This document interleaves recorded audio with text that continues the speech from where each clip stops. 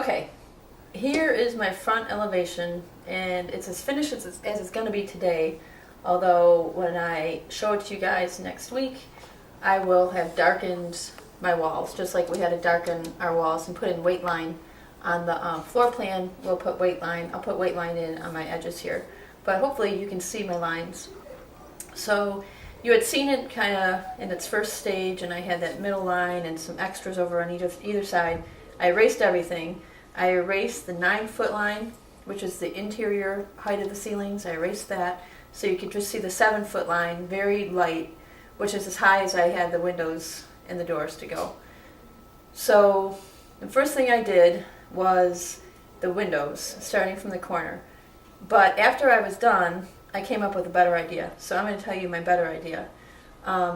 Once you have your rectangle, your triangle, and it's time to put in all of your windows and doors, take your paper and go to your floor plan, and you'll see where I made a mistake. Okay, I'm back. So what I should have done, and what you guys should do, is I should have taken my skeleton and placed it right over my floor plan, because you're using the same scale. So if I line it up, it should all work perfectly.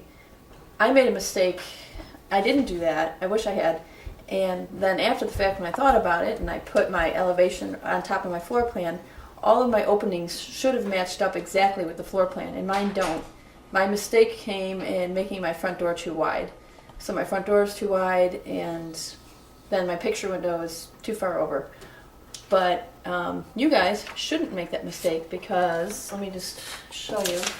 I just made another, just the beginning. And what you would want to do is just line it up with your floor plan and mark for yourself where every little, opening would be, like that. So how easy is that? Then you don't even need to worry about all of the measurements that I was doing. I was doing it all by number, but you don't even have to. If you do it like that, then you'll know, where you're going to have your windows and doors. And then you'll just want to take your paper up, as such, like that. Okay, and then give yourself, this is something else. I made one window to scale based on the standards on Mr. Barrett's packet. Now you guys have to look at it. I'm not going to tell you the dimensions of this window. You have to do that yourselves. You have to look at his packet, look for information on that sheet of paper to tell you what scale he was using. Find that scale on your ruler, measure the dimensions of the window on his paper, and then convert it to your own scale, your 1/8 scale on your own. So I had to do that, but I used the 3/16. So you'll find out the dimensions of a standard window by using a different scale than this.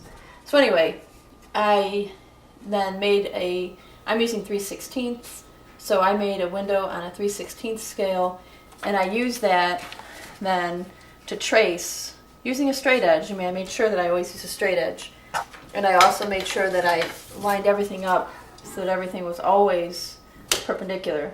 My tracing the under page had to be, in line here, had to be perpendicular to the ground or the floor.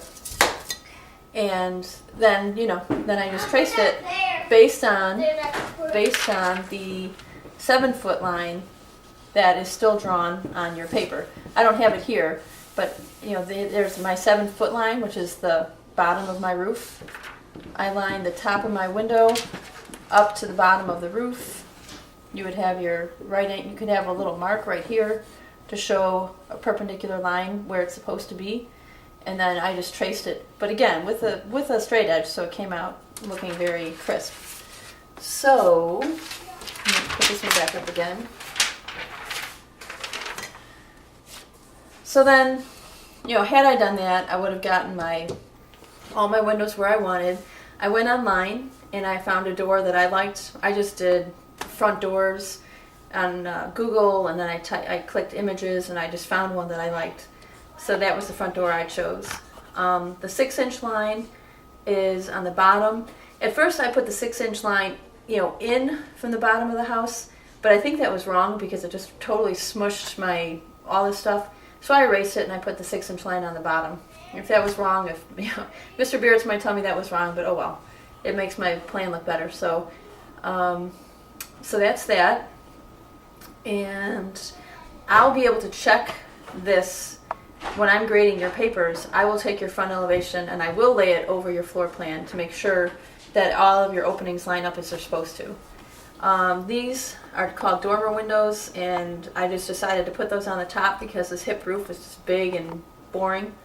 And the one thing that I think I did right was I copied the same angle as the pitch of my roof.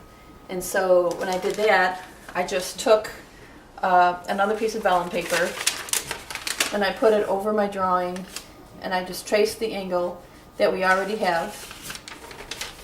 And then I measured using a scale so that I would only have a 3-foot line in either direction. And then I put it under, and I just traced the angle for my dormers. And I did it, and I'm going to let you guys figure that out. I wanted the middle dormer to line up with the center of the house. And, I just played with it a little bit. And I'll let you guys decide how you want to play with it, if you want to put dormers. But on a front elevation, you're looking straight on. You cannot see the depth of these windows, but in fact, all 3 of these windows stick out from the house. And these would be gable roofs, like little mini gables on each of these, even though the house is a hip roof. So that's how that works, and that's it. So good luck.